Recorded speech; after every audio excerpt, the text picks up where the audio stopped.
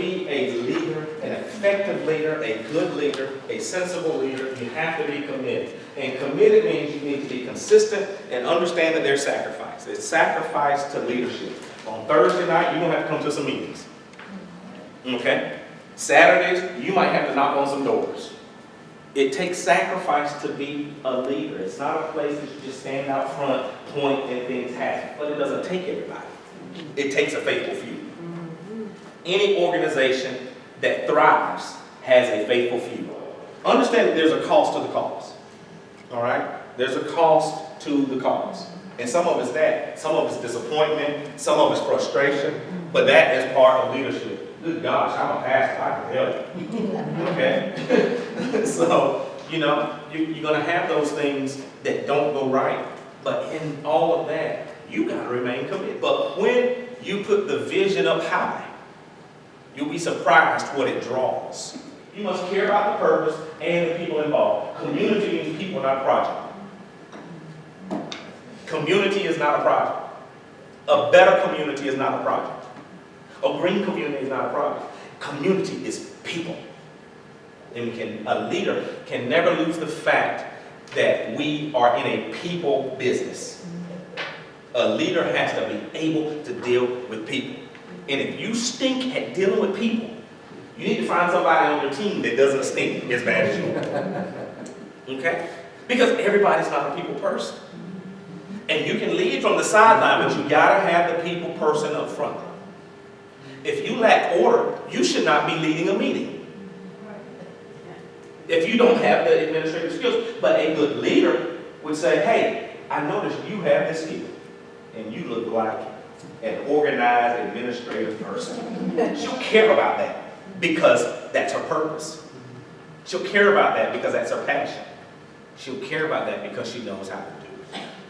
So that's what you have to find, is having the people and understand that you can't sacrifice people for the sake of a project.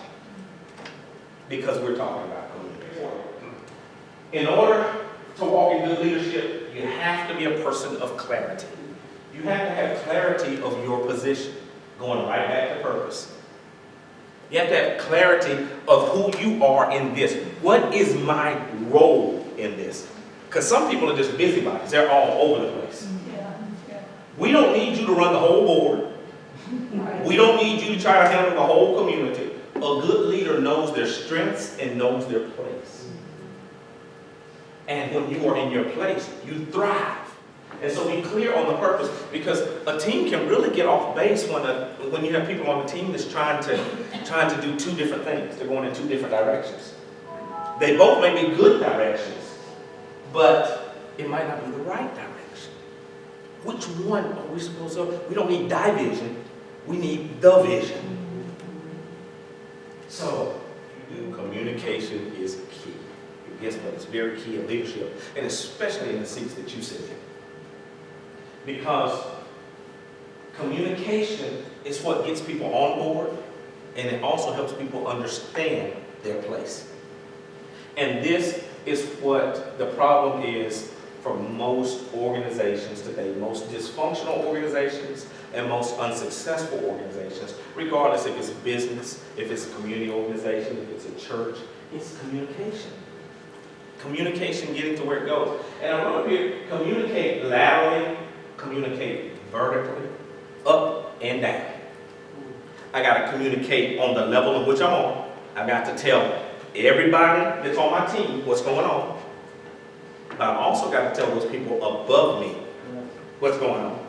Because a lot of times you can't get funded because you haven't communicated well what you're doing. Sometimes that communication is a presentation. I've made a chart. I've looked at the demographics. I've looked at the income ratio. I've looked at the healthcare disparity in this area. And numbers begin to talk for you. And they'll say on paper what you can't say with your mouth. But you have to be changeable, and that means adaptable. You have to be able to adapt. But you can't walk around just thinking that everything has to be your way. You got to adapt to situations, watch this, and you got to adapt to people. And recognize the need for change even when it was your decision. Because this is what bad leadership is. No, I said we're going to do this. This is what we're going to do, but it's not working. Yeah, but this is what we're going to do because I can't change now because it's going to show weakness.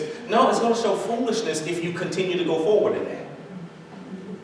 So even when you make a mistake, you got to be willing to change. Or when you may have made a good decision, but somebody else has a better idea. Understand the fact that change is constant. You're going to have to constantly change if you lead anything and if you're a part of anything. Well, understand change is constant. Things will always change. People will always change. And watch this, your team will always change. Because you're talking about neighborhoods and communities. People are going to move in and out. Different personalities move in and out. Challenging. You have to always be challenging. You've got to be willing to challenge status quo. Challenge what's normal. Because if you don't, we're going to do things and leave it like it is because it's always been like that. But when you challenge the norm, it's when you bring change. But when you begin to say, okay, I need to find a way to get them to adopt change. Let me see what change is to them. Maybe you're out trying to change something that doesn't need to be changed. Okay? You're trying to do all of these things in the neighborhood, and what would make them happy is if you just put some new nets on the basketball court. No, we got to change the park, we're going to put a playground. No, we don't need a playground because ain't no toddlers around here. They're all teenagers. Okay? So, I mean, it's simple things like that that we don't often think of. But also, under that seal of challenging, you got to be willing to be challenged. Okay? But when you are challenged, it makes you think. And that idea begins to grow and becomes better. But some things cannot be better until they are challenged. All right? If things were never challenged, we wouldn't have landed on the moon. If things were never challenged, we'd still be riding horses instead of vehicles. If things were never challenged. All right, so the last C, the seventh C, is collaboration. Another big piece goes right along with communication. Collaboration is willing to work with whomever is willing and available. I don't want to work with them. They're not a part of what we do. We don't like what they represent. Are they moving you toward the vision? Okay? Because sometimes people want to do it. I want to show them I don't need their help. I want all the help I can get inside and outside your group. Willing to work with those that are inside and outside of your group. You got to be able to collaborate. And that's something a lot of organizations are weak in. Because we're supposed to look at what we have inside, but also look at what else is out there, what else is available. Some people are looking for things to be a part of. Some people are looking for things that match their passion because they can't find their purpose where they are. So they'll go to where you are to be a part of what you do and then go back. I have people that come to my church and help us do outreach, but they don't go to our church.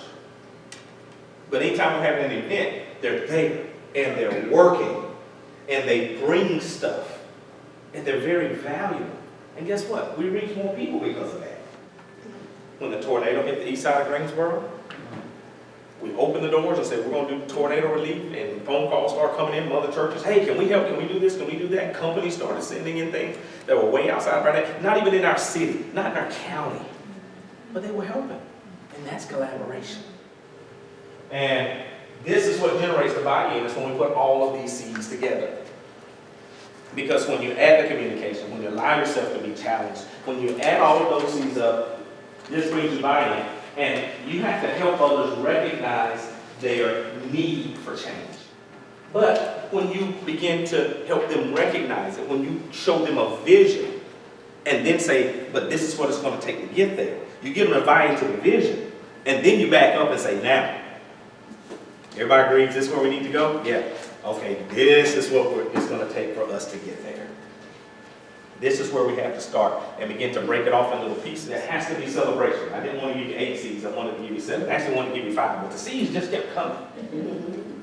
But you also need to have celebration because you celebrate those micro-vision wins. And that helps bring everything together. You'll be surprised on what a little bit of celebration can do. To just show that what you've been doing is effective. But End of the thing. When you do all this and go through all these seeds, guess what? You're not going to get everybody on board. And your goal is not to get everyone on board. Your goal is to get those on board that find their purpose in the vision. And let the other ones sit by the wayside until they're motivated or go somewhere else. All right? So don't be disappointed when you don't get buy-in from everybody. You need enough buy-in to get motion. And once you begin moving, you'll be surprised on those that begin to jump on the train. Because some people just can't see it until it starts moving.